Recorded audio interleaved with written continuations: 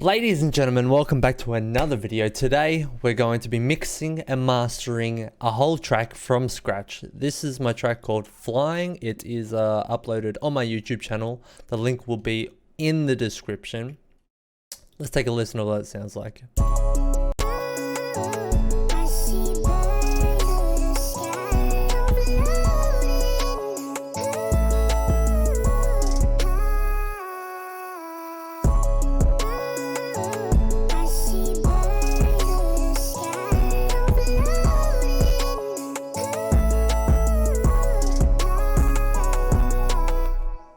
It has a great foundation. It sounds good. It's just clipping, and some noises are too loud, some are too quiet, and we can just make it sound a whole lot better. Usually what I start with is taking an EQ and to each instrument and giving them its own space. So as you can see, each of these instruments are EQ'd so that they have their own space. The guitar is in the low, mid to mid.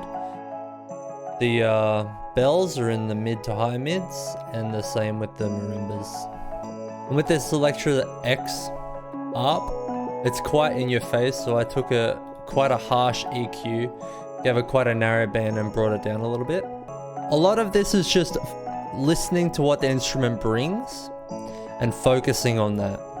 Now focusing on the guitar again, I just added another additive EQ, which is what you do after you subtract the frequencies you don't want, and then you boost the frequencies that you do want. So I boosted a little bit in the mids and the bass and the guitar, and then I added reverb and delay just to give it a little bit more space and dimension.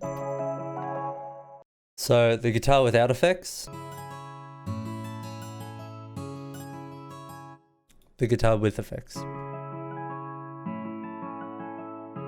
So it's much less in your face, it's more chill. It fits in the mix a lot better.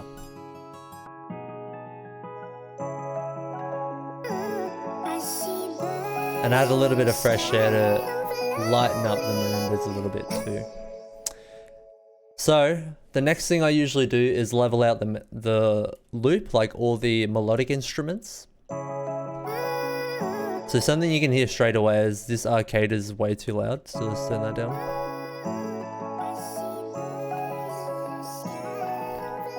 This guitar and this marimba is too loud.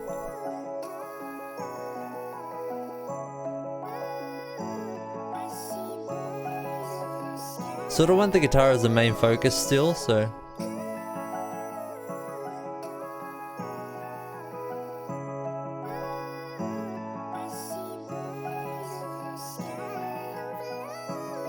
I'm going to mono these marimbas because they're sort of all over the joint.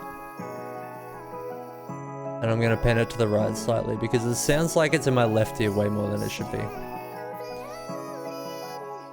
And now after this, I just turn on the drums one by one and level it to taste. Once you get good at this, it shouldn't take long at all. Hi-hat comes down pretty low, whereas the snare and the rims are a little bit louder. I do the kick and 808 either first or last, so I can get a good read on how the rest of the drums are gonna sound. So these two are the rises and the tags, so I'll just do those quickly. That's good. Okay, so we'll go back in here. So next we'll do the 808 and the kick. Now we want these to be the loudest and the punchiest. The kick wants to be slightly louder than the 808, so let's have a listen. Now this sounds pretty good. But as you can see in the master here, it's going over 0 dB. And that's what they call clipping, and we don't want that. So what I usually do is control drag across all of these and turn them all down. This keeps the differences between the different channels the same, but it turns all of them down to this differing degrees. So keep them all at the same level with respect to each other. Usually when it's quiet like this, I like to turn my headphones up so you can see it's a little quieter now. The 808 and the kick are punching well, and it's not above 0 dB. So we're not getting any distortion or clipping.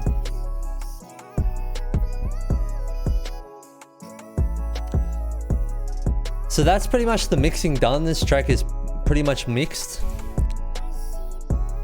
At this point, I would go into the mastering. So on my master chain, I usually just have limiter and soft clipper. I turn those both on. This soft clipper is just stock. It comes after the limiter. However, this limiter has the envelopes completely turned down, and I just turn the gain up. So this is what it'd look like for you. I just turn the attack, release, and sustain down, and then I just slowly turn the gain up.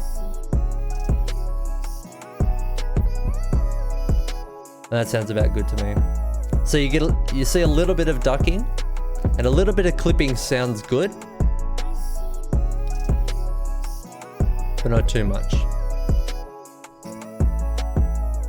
So this way you get the loudest mix that is possible. And for this track, I also added an EQ and some fresh air on the master as well, just to emphasize the frequencies that sounded good, sounded breathy. These two are free, by the way. Parametric EQ2 is obviously the stock plugin with FL, and Fresh Air is a free plugin as well that sort of makes your mix lighter and breathier, which sounds good on a lot of tracks, to be honest. I throw it on a lot of instruments. Just a touch of that.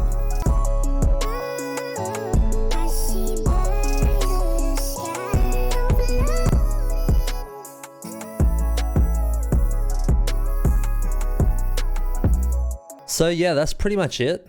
A lot to do with mixes.